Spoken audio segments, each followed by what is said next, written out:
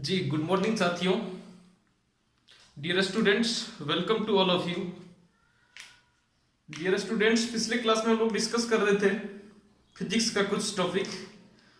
Physics के कुछ topic में हम लोग डिस्कस कर लिए थे। पहले तो फिजिक्स का डिफिनेशन देखे थे, उसके बाद देखे थे फिजिक्स का टाइप, ये फिजिकल क्वांटिटी का टाइप, भौतिक राशि के प्रकार देखे थे। भौतिक राशि के प्रकार में हम लोग दो मात्रक के आधार पर यदि क्लासिफिकेशन किए थे, दो टाइप के। एक को बोले थे मूल राशि, दूसरा को बोले थे व्युत्पन्न राशि। मूल राशि के जो मात्रक थे उन्हें मूल मात्रक बोलते थे, व्युत्पन्न राशि के जो मात्रक होंगे उन्हें व्युत्पन्न मात्रक बोला जाएगा। तो दोस्तों, आप कभी कभी पूछते यदि भूशब्द कौन सा निम्नलिखित में से कौन सा व्युत्पन्न मात्रक है, तो आपको यह डिसाइड करना पड़ेगा कौन सा पहले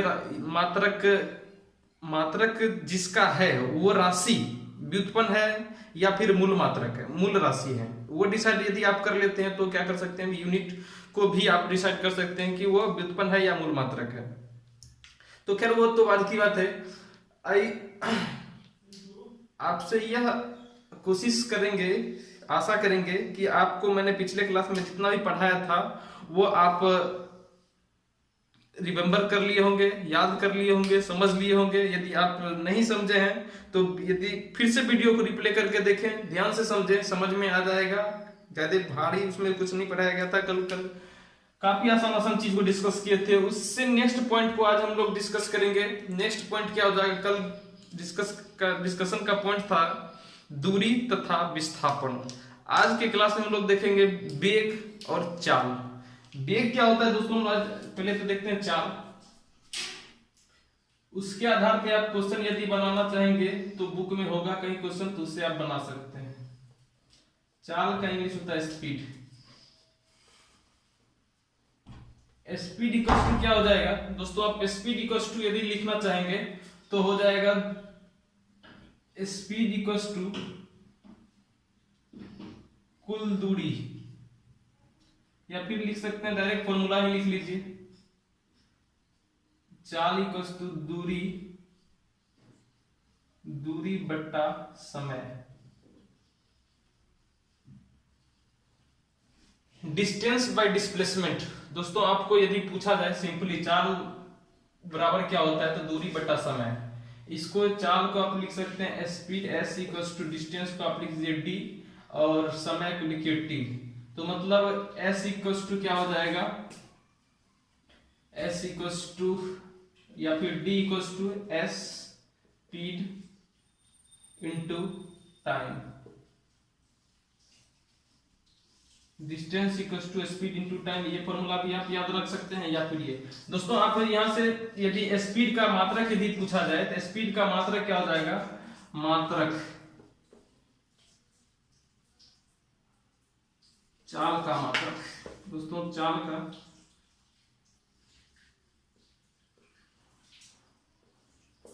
का मात्रक यदि पूछा जाए तो दूरी है, दूरी का मात्रक क्या हो जाएगा, मीटर,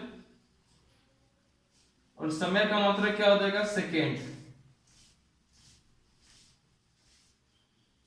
तो फाइनली मात्रक क्या हो जाएगा, मात्रक यदि लिखेंगे तो मीटर प्रति सेकेंड। मीटर के लिए एम लिखेंगे, सेकेंड के लिए लिखेंगे। तो दोस्तों ये हो जाएगा मीटर प्रति सेकेंड।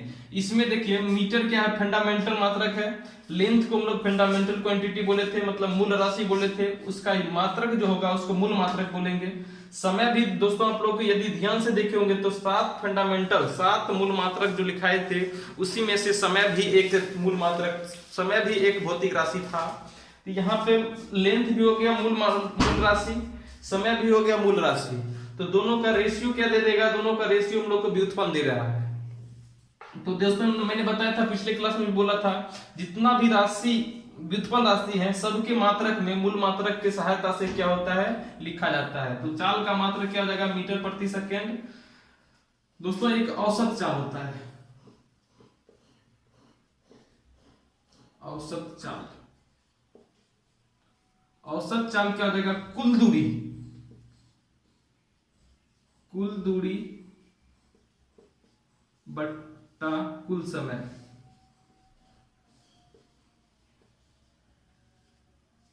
कुल दूरी बट्टे कुल समय। कुल दूरी बट्टा कुल समय का मतलब क्या हो गया, जैसे देखिए ए बी के बीच का दूरी, कोई ऑब्जेक्ट है जिसको ए से बी तक जाना है, ए से बी तक जाना है। इसमें क्या कर रहा है, इस बीच में जो पॉइंट है सी है, डी है, सी डी बीच में पॉइंट लाई कर रहा है। यहां से यहां जाने में इसको जो लग रहा है टाइम t1 लग रहा है, ए से सी तक जाने में। यहां से यहां तक जाने में टाइम इसको t2 लग रहा है। यहां से यहां जाने में इसको टाइम 3 लग रहा है। इसके बीच का डिस्टेंस जो है वो d है। इसके बीच का डिस्टेंस क्या है, 2d है। दोस्तों इसके बीच का डिस्टेंस देखेंगे तो 3d देखेंगे।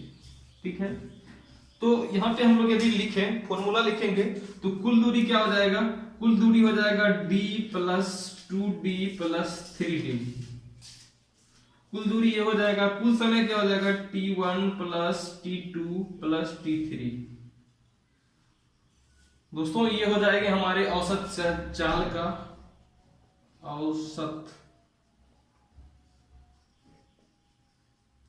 औसत चाल का आप इंग्लिश जानेंगे, एवरेज वेलोसिटी इंग्लिश होता है, एवरेज स्पीड होता है। ये फॉर्मूला हो जाएंगे। ठीक है, तो ये क्या हो गया, औसत। पहले तो हो गया चाल, चाल बराबर दूरी बट्टा समय। औसत चाल निकालेंगे तो कुल दूरी बट्टा कुल समय। ठीक है, इसको मिटाते हैं और इसके बाद क्या हो जाएगा, वेग। दोस्तों आपको कोई भी स्पीड पूछा जाए, कोई औसत चाल हो, औसत या फिर सिंपली चाल हो, सभी का मात्रक क्या होगा, मात्रक सबका सेम रहेगा, उससे कोई फर्क नहीं पड़ेगा।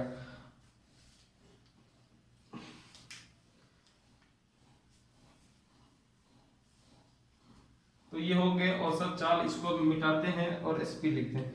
ये दोस्तों एक पॉइंट इसमें आप नोट कर लेंगे, चाल क्या होता है, चाल एक अदिश राशि है, अदिश राशि है, अदिश राशि है। अदिश राशि क्यों है, अदिश राशि इसलिए है कि दूरी एक अदिश राशि है। मतलब सिंपल बोले तो सदिश, आप याद रख सकते हैं, सदिश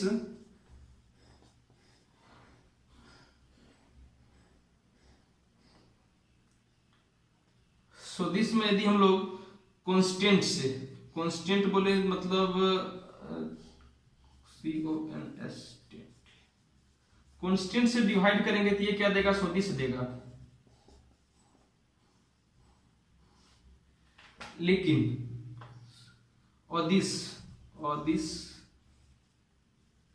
अदिश में आप क्या कीजिए, कांस्टेंट से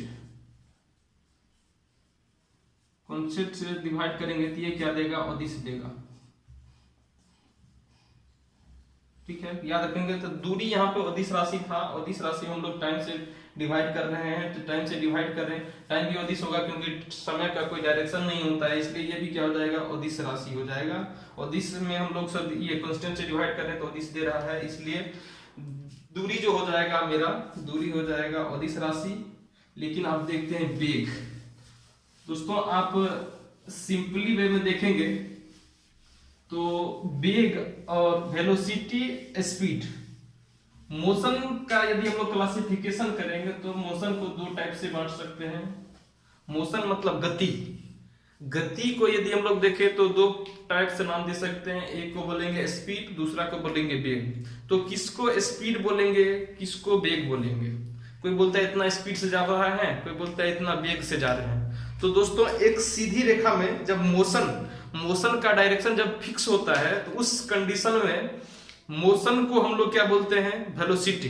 जब डायरेक्शन, याद ध्यान से देखेंगे, जब गति का डायरेक्शन निर्धारित हो तो उस कंडीशन में जो गति होता है उसका नाम दिया जाता है वेग। लेकिन गति का दिशा निर्धारित नहीं हो, मतलब निश्चित नहीं हो, उस कंडीशन में जो मोशन होगा, गति होगा, उसको क्या बोलेंगे, स्पीड, चाल। तो देखते हैं वेग इंग्लिश क्या देगा, वेलोसिटी। वेलोसिटी क्वेश्चन क्या होगा, डिस्प्लेसमेंट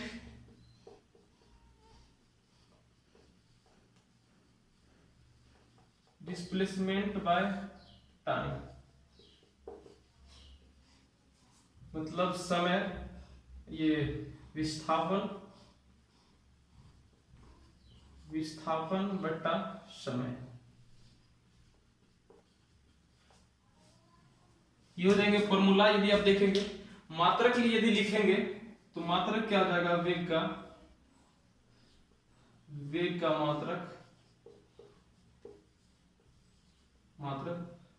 मात्रक दोस्तों देखते हैं यहाँ पे विस्थापन एक तरह का लेंथ होता है। दो बिंदु के बीच की न्यूनतम दूरी को हम लोग बोले थे विस्थापन बोलते हैं। तो दो बिंदु के बीच के न्यूनतम दूरी को विस्थापन बोलते हैं।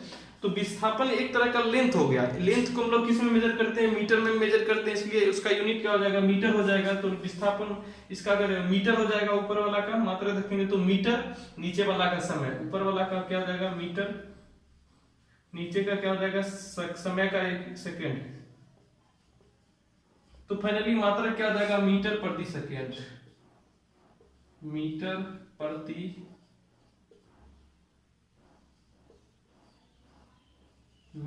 सेकेंड। ठीक है। और इसमें देखेंगे ये सदिश है विस्थापन दोस्तों, विस्थापन बट्टा समय। विस्थापन एक वेक्टर क्वांटिटी है, सदिश राशि है, इसलिए उसमें समय से विभाजित करेंगे तो वो फिर भी क्या देगा, सदिश राशि ही देगा। तो सदिश राशि देगा तो वेग मेरा क्या हो जाएगा, इसे के लिखाए भी थे, शॉर्टकट तरीका भी बताए थे कि आप यदि वो याद रखेंगे, जिस शब्द में वो का उच्चारण होगा वो क्या होंगे, वो मतलब सदिश राशि होंगे, उनको आप याद रख सकते हैं, वो सदिश राशि होंगे। तो इसको देखें, ये क्या हो जाएगा, वेग एक सदिश राशि है।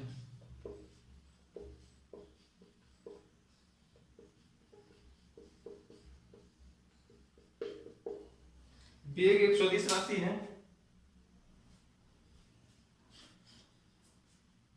तो दोस्तों एक चीज आप फिक्स कर लें, सीधी रेखा अंतर दोनों में समझ लेना है। जब डायरेक्ट मोशन का डायरेक्शन, गति का डायरेक्शन निर्धारित होगा, निश्चित होगा, उस कंडीशन में जो मोशन होगा, जो गति होगा, उसको वेग बोलेंगे।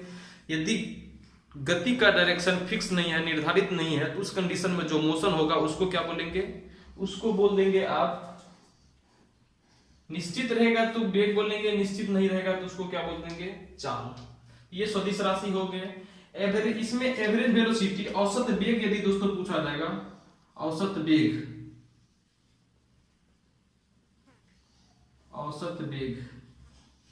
क्वेश्चन रहता है कभी कभी, छोटा छोटा क्वेश्चन यदि समझ में।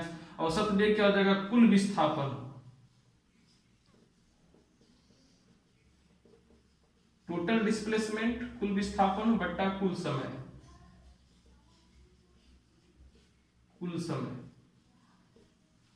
तो हो जाएगा कुल विस्थापन बट्टा कुल समय। ठीक है। वेग कोई भी हो, सबका मात्रक क्या होगा, वही होगा। तो ये इस तरह से ये हो गया। इसको यदि आप समझना चाहेंगे तो सेम टाइप से ये है, ये एक यहां से ए से बी, सी डी तक जाना है। ये डिस्प्लेसमेंट क्या है, D1 है। ये डिस्प्लेसमेंट आप देखेंगे तो ये D2 है, ये क्या है, D3 है। ठीक है। इसमें क्या लगता है, T1 टाइम लगता है, इसमें क्या T2 टाइम लगता है, इसमें T3 टाइम लगता है।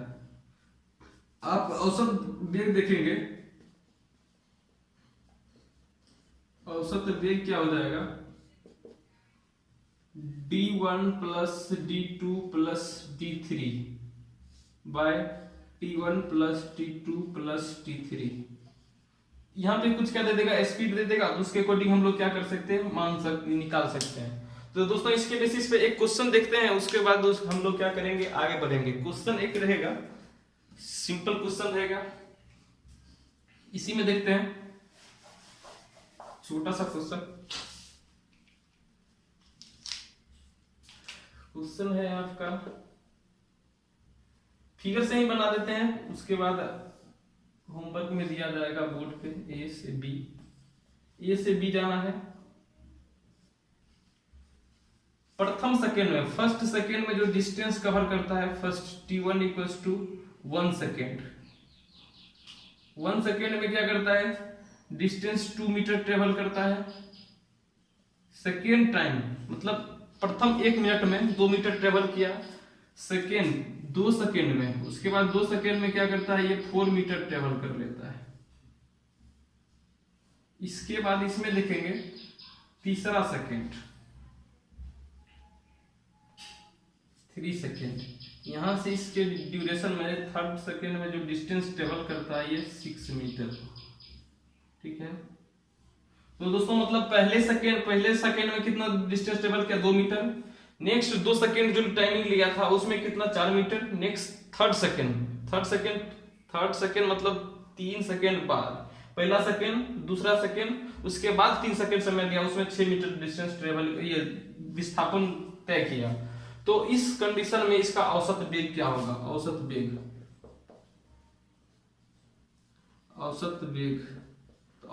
क्या हो जाएगा, कुल विस्थापन 2 plus 2 metre plus 4 metre plus 6 metre. कुल समय कितना है, यहां से यहां तक 2 सेकेंड लगता है, फिर इस ड्यूरेशन में 2 सेकेंड लगता है, फिर इसमें 2 सेकेंड, तो टोटल हम लोग टाइम देखेंगे तो 1 second plus 2 second plus 3 second, total देखेंगे तो 6 6 12 सेकेंड बाय 3 3 6 ये मीटर, सॉरी ऊपर में मीटर यूनिट हो जाएगा, 12 मीटर बाय 6 सेकेंड, 6 से 2 मतलब क्या हो गया, 2 मीटर पर सेकेंड। इसका औसत वेग क्या हो जाएगा दोस्तों, 2 मीटर पर सेकेंड हो जाएगा। इस तरह से आपको क्वेश्चन इसमें दिया हुआ रहेगा, आप इसके बेसिस पे क्या कर सकते हैं, क्वेश्चन बना सकते हैं। देखते हैं नेक्स्ट टॉपिक, इसके बाद जो आता है टर्म, आपको इस पे क्वेश्चन होगा, केवल ये याद रखिए, कुल विस्थापन मतलब एवरेज पूछा जा रहा है, कुल विस्थापन, वेग पूछा जा रहा है तो विस्थापन बट्टा समय, उसके आधार पर आप क्या कर सकते हैं, फाइंड आउट कर सकते हैं, जितना भी टर्म पूछा जाएगा। इसके बाद हम लोग नेक्स्ट टर्म देखते हैं। नेक्स्ट टॉपिक देखेंगे तो आप इससे जो नीचे का टर्म आता है वो एक्सेलरेशन, त्वरण जिसको हम लोग बोलते हैं। त्वरण दोस्तों क्या होता है, वेग में परिवर्तन के, आप लोग को याद होगा कि वेग में परिवर्तन की दर को त्वरण कहते हैं, the rate of change of velocity, इसको हम लोग क्या बोलते हैं, त्वरण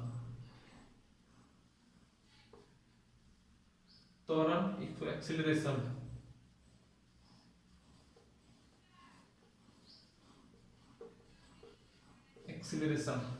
एक्सीलरेशन किसको बोलते हैं दोस्तों, वेग में परिवर्तन,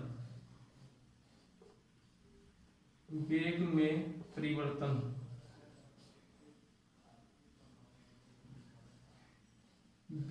परिवर्तन की दर को त्वरण कहते हैं।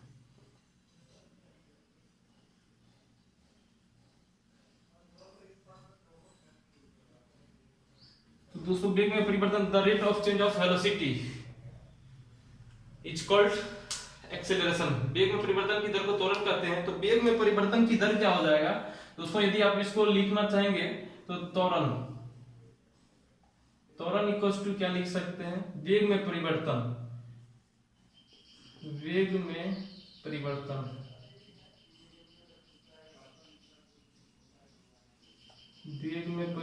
बट्टा समय।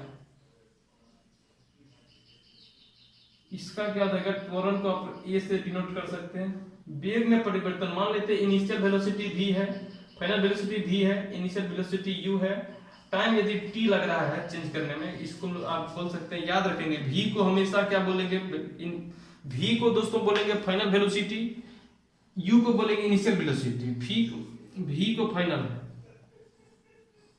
वेलोसिटी, u को क्या बोलेंगे, इनिशियल वेलोसिटी।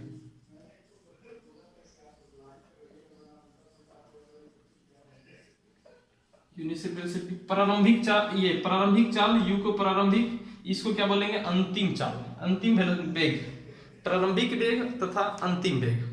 ठीक है, तो इसमें क्या हो जाएगा, ये एक्सीलरेशन का आपको यहीं से आ जाएगा इसका फॉर्मूला। इसको आप यदि सही से अरेंज करेंगे तो क्या आ जाएगा, क्रॉस मल्टीप्लीकेशन कीजिए तो v into T equals to v minus U. आप इसको अब अरेंज करेंगे तो v minus U equals to क्या हो जाएगा, 80, v इक्वल्स टू क्या हो जाएगा, u प्लस 80, दोस्तों इसी को हम लोग बोलते हैं first equation of motion. Motion का पहला इक्वेशन यदि पूछा जाए तो इसको हम लोग बोला जाता है फर्स्ट इक्वेशन ऑफ मोशन। आप यदि ये याद रखते हैं तो काफी क्वेश्चन बनेगा। दोस्तों यदि बोला जाए कभी भी प्रारंभिक बिंदु, मतलब क्वेश्चन इसमें यदि आप बनाना चाहेंगे तो थोड़ा सा नोट करके लिखेंगे, ये बेसिस पे क्वेश्चन बनेगा, आपको नोट करके लिखिए। जब वस्तु, ध्यान से सुनेंगे, वस्तु जब चलना शुरू करता है, मतलब विरामावस्था से मोशन स्टार्ट करता है, गति स्टार्ट करता है, तो उस कंडीशन में उसका जो वेग हम लोग इनिशियल वेलोसिटी एज्यूम करेंगे वो 0। चलना मतलब विरामावस्था से चलना शुरू करता है तो उसका वेग क्या हो जाएगा, लिखेंगे जब वस्तु गति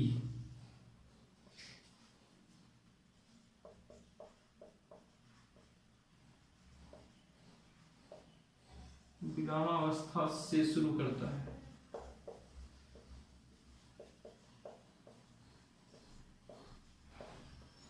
ये सब कंसेप्ट है क्वेश्चन बनाने के लिए। शुरू करता है तो u इक्वल्स टू 0 होगा, ये फर्स्ट हो गया। सेकेंड देखेंगे, जब वस्तु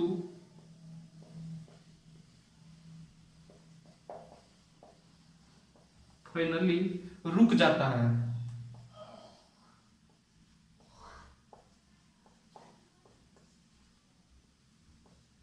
फाइनली क्या करता है, रुक जाता है। जैसे बॉल को हम लोग फेंक के लास्ट में वो जाके क्या करेगा, रुक जाएगा, तो उसका अंतिम वेलोसिटी क्या हो जाएगा, तो अंतिम वेलोसिटी तो v क्या हो जाएगा, उसका 0 मीटर पर सेकेंड हो जाएगा। दोस्तों इस कंसेप्ट पे आप क्या करेंगे, आप क्वेश्चन बनाएंगे, इसके बेसिस पर यदि क्वेश्चन कुछ भी दिया जाता है। एक्सीलरेशन, एक्सीलरेशन क्या होता है, वेग में परिवर्तन। मतलब आप सिंपल बाइक यदि कुछ लोग चला रहे होंगे तो एक्सीलरेटर होता है, वो पता होगा। उसी को हम लोग क्या करते हैं, एक्सीलरेटर आप बढ़ाते हैं तो स्पीड क्या कर जाता है, बढ़ जाता है। एक्सीलरेटर हम लोग इंक्रीज करते हैं तो स्पीड बढ़ जाता है, उसी को एक्सेलरेशन बोलते हैं। जब स्पीड हम लोग गाड़ी ले जा रहे हैं स्पीड में, उसको क्या कर रहे हैं, स्लो कर देते हैं, तो उस केस में जो वो रिटार्डेशन होगा, ए का वैल्यू जो होगा वो निगेटिव में आएगा, रिटार्डेशन। डी एक्सीलरेशन उसको बोल सकते हैं। आपको क्वेश्चन में पूछा जाता है एक्सेलरेशन का वैल्यू पॉजिटिव होता है और रिटार्डेशन, डी एक्सेलरेशन का वैल्यू जो होता है उसको वो निगेटिव होता है, ये निगेटिव हो जाएगा। तो आप इसको ध्यान से देखें, इसके बेसिस पे आपको काफी क्वेश्चन बनेगा। इसमें और एक इक्वेशन देखेंगे, एक इक्वेशन ये हो गया, दूसरा आप इक्वेशन इसमें याद रख सकते हैं, v square equals to u square plus 2as। Third equation आप लिख सकते हैं s equals to ut plus half A T square, half A T square. दोस्तों आप ये तीन फॉर्मूला आप याद रखें मोशन के लिए। आप ये मत सोचना शुरू कर देना धीरे धीरे, मतलब टॉपिक बड़ा होता जा रहा है। दोस्तों आप बेसिक यदि थोड़ा सा मेंटेन रखेंगे ना तो आपको आगे याद नहीं करना पड़ेगा और आपका कंसेप्ट डेवलप नहीं होता जाएगा। तो आप अभी तक तो कुछ भी याद करने के लिए नहीं, एक चीज बोले हैं, बेग मतलब ये सॉरी त्वरण, बेग में परिवर्तन की दर को त्वरण बोलते हैं। तो बेग में परिवर्तन होगा, पहले कुछ स्पीड होगा उसके बाद फिर कुछ हुआ होगा, तो दोनों में जो परिवर्तन होगा समय के रिस्पेक्ट में, तो उसके अकॉर्डिंग जो आएगा वो हो जाएगा मेरा त्वरण। त्वरण से यहाँ से आ गया ये वाला फॉर्मूला है, इस फॉर्मूला को हम लोग डिराइव कर लिए, v equals to e plus at। दूसरा इक्वेशन याद रख सकते हैं, v square equals to u square plus 2as। Third equation s equals to ut plus half at square. ये दोस्तों यहाँ पे डिस्प्लेसमेंट रहता है, ये डिस्प्लेसमेंट,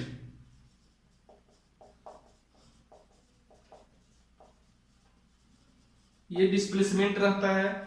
ए एक्सेलरेशन रहता है, ध्यान से आप देखेंगे, ए यहां पे एक्सेलरेशन है, एक्सेलरेशन है, और टी क्या है, टाइम, टाइम टेकन, टाइम है आपका। यू क्या हो गया, यू हो गया इनिशियल वेलोसिटी।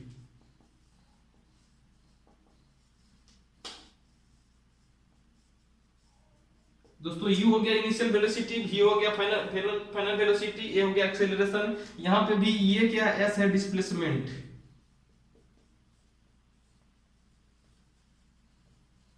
ठीक है, डिस्प्लेसमेंट।